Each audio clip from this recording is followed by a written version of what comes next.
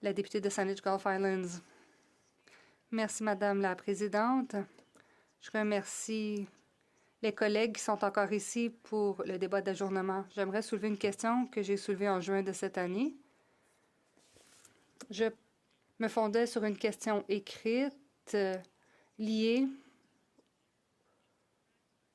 au coût de l'expansion de l'oléoduc Trans Mountain.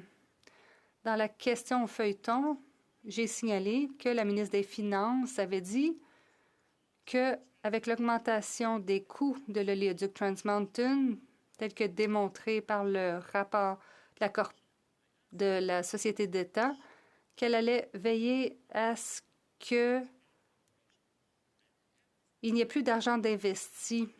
La question au feuilleton indiquait que l'évaluation de la dette du projet avait été examinée par la banque TD et décrite comme étant confidentielle pour des raisons commerciales.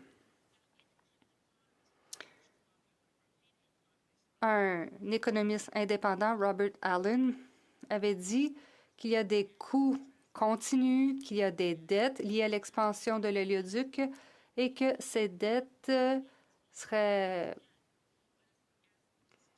probablement sur le dos des Canadiens. Alors, le député d'Edmonton Sound, qui est aussi ministre du Tourisme,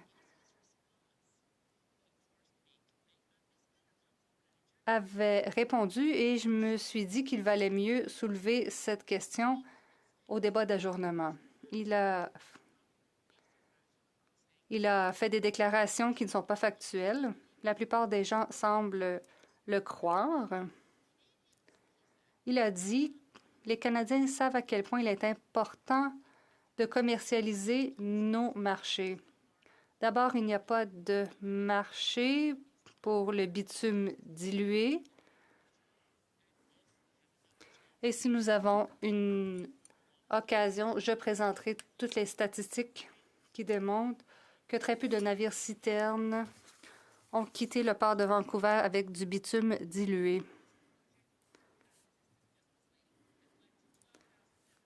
Il a parlé de 12 700 emplois, mais la création d'emplois est en construction.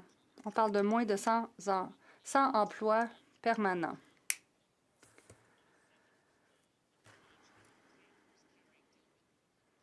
Évidemment, le bitume dilué ne peut pas être nettoyé, alors il y aura beaucoup de milliers de personnes qui pourraient tenter de façon futile de rétablir les écosystèmes si jamais le nombre de navires citernes était augmenté. Il a dit que les Canadiens veulent pouvoir profiter de notre pétrole. C'est impossible. Le bitume dilué est dilué. Le bitume est solide. Alors, il est transformé pour qu'il puisse circuler dans un oléoduc. Croyez-moi, sa valeur est faible. Ça ne devient pas plus profitable parce qu'il est commercialisé. Il s'agit simplement d'un produit à faible valeur qui est très cher à produire et qui produit davantage d'émissions de gaz à effet de serre que n'importe quel autre carburant fossile. Ensuite, il a dit qu'on allait minimiser les risques. Ça n'a pas de sens. Il s'agit d'un projet risqué financièrement et du point de vue environnemental. Le secrétaire parlementaire. Merci, Madame la Présidente. À plusieurs égards, je suis en désaccord avec l'ancienne chef et peut-être même la future chef du Parti vert. Madame la Présidente, je crois qu'il faut être un peu plus transparent dans ce dossier. Le Parti vert et ses députés en particulier, à plusieurs occasions à la Chambre, a donné son avis sur les oléoducs. Et elle s'est exprimée clairement. Elle croit qu'on ne peut pas justifier le développement d'oléoducs au Canada. Et je crois qu'en fait, elle veut se débarrasser de tous les oléoducs, même ceux qui existent déjà. Du moins, c'est ce dont je me souviens. Quand on pense à l'oléoduc Trans Mountain, je ferai valoir que c'est dans l'intérêt national du Canada de faire ce que nous avons fait lorsque nous l'avons acheté. Il y a beaucoup d'intérêt et les enjeux sont grands. Au bout du compte, nous allons le vendre et la députée pourra demander une reddition de compte et quels seront les résultats. Elle a parlé des emplois. On a parlé de plus de 10 000 emplois pendant la construction. Elle peut dire que ce n'est pas suffisant, surtout une fois que la construction sera terminée. Mais la ressource qui est là est importante. J'ai parlé de l'intérêt et elle n'a pas parlé de cet aspect. Et je peux comprendre pourquoi, parce qu'elle ne croit pas que nous devrions explorer les ressources de cette nature.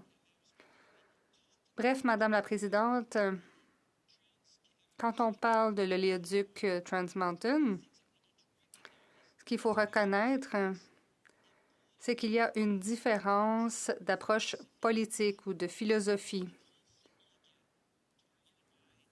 On est constamment ciblé par les députés du Parti vert et dans une certaine mesure les députés du Parti néo-démocrate et aussi dans une certaine mesure les bloquistes. Ils nous disent qu'on en fait trop pour soutenir notre industrie des ressources. À tous les jours, les conservateurs nous critiquent. Ils disent qu'on n'en fait pas assez, qu'il faut construire davantage d'oléoducs. Madame la Présidente, vous vous souviendrez qu'en 2016, nous avons mis en place un processus qui fait en sorte que les intervenants jouent un rôle, un processus qui fait en sorte que notre environnement soit pris en compte. Il faut qu'il fasse partie du processus, il faut faire la démonstration que l'environnement ne subira pas de tort. Il faut aussi tenir compte du facteur économique et de l'intérêt national.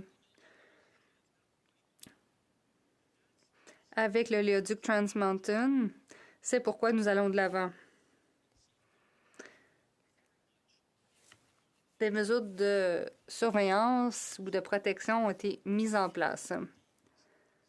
Au bout du compte, lorsque nous le revendrons, je crois que la députée aura les réponses qu'elle demande. Gulf Islands.